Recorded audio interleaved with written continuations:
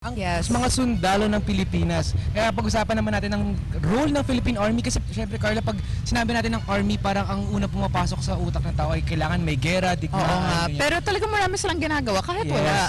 Yan. Kaya kasama natin ngayon si Lieutenant Colonel Randy Cabangbang, ang spokesperson ng Philippine Army. Magandang umaga po sa inyo, sir. Good morning, sir. Magandang umaga, Sandro, tsaka Carla, at sa lahat ng nanonood sa atin, magandang umaga sa inyo. Opo, sir. First off, matanong po namin, ano po ba yung mga tinututukan na projects po ng Philippine Army ngayong 2013? Actually, ang ginagawa ngayon, we are pursuing the Army Transformation Roadmap. Okay. It's an 18-year plans which started in 2010. Okay. At itong 2013, we will be achieving our second base camp. Yun yung motivated and disciplined army Okay. that is capable of addressing all internal threats. Okay, sir, you also mentioned na talagang in-improve yung disiplina tsaka yung equipment rin, no? We I-improve rin started basically sa mga individual soldiers natin. Okay. But on the sideline, we've been modernizing our equipment Upgrading. also, upgrading. Dahil yan po ang isa sa mga nagmo-motivate sa sundalo natin Yes. upang gawin ang kanilang mga trabaho. And siguro para din mahikayat yung mga normal na citizens na sumali din po siguro sa army para maging sundalo at makapaglingkod din siguro sa bayan. Well, I think a disciplined organization is the main reason why so many would want to join. Yes. Okay, sir. Okay. Sir, ngayon naman po, kamusta naman po yung pamumuni ni General Coballes since bagong hirang lang po siya sa Philippine Army? Kasabay po ninyo, sir, if I'm not mistaken. Is it po now compared to how it was before?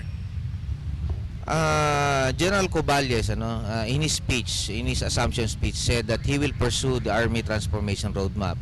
Yeah. This started in 2010 and went full blast during the time of General Bautista. He's now the Chief of Staff. General Coballes said that he will complement yung Army Transformation Roadmap. Ganyan po siya kasimpleng tao. He doesn't want to fix something that is not broken. Yes. Pag nakikita niya na maganda, although it did not emanate from his term, so suportahan niya yan. That is how he was when he was in Mindanao. Yes. So nakita naman natin, Carla, na ini-ensure ni General Coballes na may continuity sa mga Yung mga projects na projects. iniwan ni General Bautista. Yes. Sir, ito po, pwede po ba pag-usapan tong yung Army Roadmap na project po na ito? Yung ating pong we've established several base camps. Ang end in view natin is a world-class army. Yes, That is a yes. source of national pride. That is by 2028. But along the way, meron mga parameters that we would want to achieve.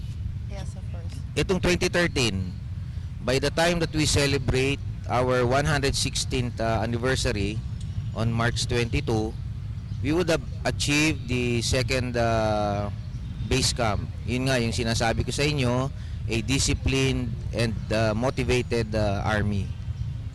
Okay, so of course, as mention ni Sandro, hindi lang naman sa gera yung role ng Army pero sa everyday life. So paano niyo sinusuportahan yung tuwid na daan ng Pangulo? Actually, ang ginagawa natin is ipinapakita natin sa mga tao na disiplinado tayo, and hindi natin kinokorap yung taxes ng tao. Yes. And in some areas, yan po ang tinitingala ng mga local government executives natin, to the point na nahihiya na sila at sumusunod na lang din sila sa ginagawa namin. Okay. Sir, ito naman po, since this is probably an issue that's very close to you personally din po, since you were stationed in Mindanao for 17 years, if I'm not mistaken. Sir, ito pong Bangsamoro Framework Agreement, ano po yung role ng Army naman po sa Bangsamoro? Doon po sa Framework Peace Agreement, meron pong transition dyan, The Army will transition its law enforcement functions, to the Bangsamoro Police Force. Okay. So this entails working closely with the Bangsamoro people, training them, telling them na ito yung ginagawa namin, ito na eventually yung gagawin nyo. So yan po yung yan po actually it started as soon as the FPA was signed. yes. Bigla pong nagkaroon ng napakaraming consultations. We talk already face to face dun sa mga tao na dati kalaban namin. Yes. Sir, so ano naman po yung role sa mga territorial disputes na talagang maraming nangyayari ngayon? Sir, kasi current issue po, like, Yeah. the road. We are an archipelagic country, Yes. So yung mga territory natin ay mostly water boundaries.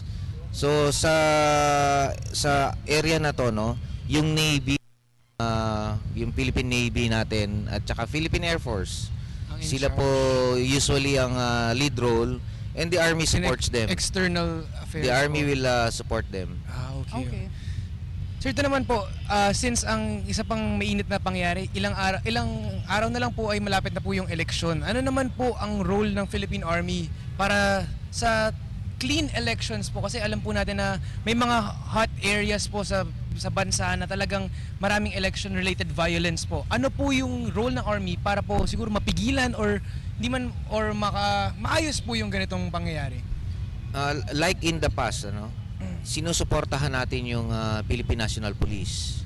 But in most areas na merong hotspots, we are very visible. We even provide area security and route security sa mga kandidato regardless kung ano ang partido nila, whether they are administration candidates o sila ay kalaban. What we would like to ensure is they will go around campaigning na hindi sila ginagambala ng kahit sino man, na hindi sila napapahamak. So lalo na during election day, we secure precincts, with a 50-meter distance, yan po nakasaad sa guidelines, hindi tayo ma-handle ng ballots. Yes. We do not want the citizenry to think na kami ay nagpa-participate sa partisan politics. Okay. So sir, na-mention mo naman na may anniversary kayo sa March 22. Ano po yung mga gagawin yung celebrations para dito? Tama ka, on March 22 we will be 116 years Oh, old. wow. Oo. Okay. So, isa sa pinakamatandang institution, Oo. Yes. And ito ay inaalay namin doon sa mga kapwa namin sundalo na nauna na sa amin. Okay. That is why we will be starting yung aming celebration, of course with a wreath laying doon sa mga libingan ng mga bayani.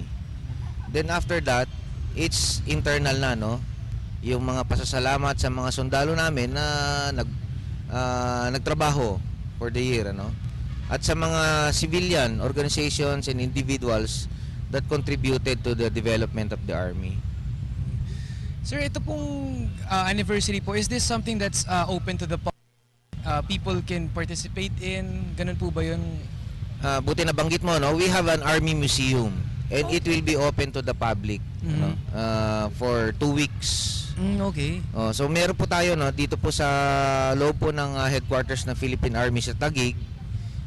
I-open po namin yan. In fact, I think upon request, pwede kayong pumunta doon anytime. We invite the students, Okay. mga school children na if they have time, the teachers, I recommend isama nyo yung headquarters ng Philippine Army in your tour. Siyempre para Okay. rin, very educational din para siyempre para sa mga kids nga. Para yung mga kabataan alam rin yung crucial role na piniplay ng Philippine Army Nangyayari. sa ating bansa. Yeah, and it really is like special kasi ngayon lang i-open to. Tama po ba, sir? It's an open house, Okay. walang bayad. But they are day tours being conducted, Okay. Sir, so konting background naman para sa mga kunyari gusto mag-army. Paano po ba makapasok or ano pa yung ginagawang training para dito? Our army divisions, we have 10 divisions, Yes. located in all several regions in the Philippines, Sila po yung in charge sa recruitment. And after being recruited, merong height requirement, educational requirement. After that, you will be undergoing a 6-month training, Okay. a candidate soldier training, and if you pass, you will get deployed. Okay. Okay sir, huli na lang po siguro, baka meron po kayong mensahe para po sa mga manonood natin, whether this could be about being a good citizen or about your anniversary, anything po that you would want to share to the I would like to enjoin everyone to visit the headquarters of the Philippine Army in Taguig City. We have a museum Pwede rin kayo mag-jogging doon. Meron kaming oval which is also open to the public. Okay. We would like to showcase kung ano na po yung army nyo. Mhm. We will be celebrating our 116th anniversary and hindi po kami ganito kung wala sa tulong nyo. So ibinabalik namin sa inyo ang tulong na ginagawa nyo sa amin. Okay, sige. Okay, Thank you, sir. And thank you syempre, so congratulations po sa inyong 116th Opo. anniversary and may the best be with you po. Opo, thank you Maraming so salamat much. po. That was Lieutenant Colonel Randy Cabangbang.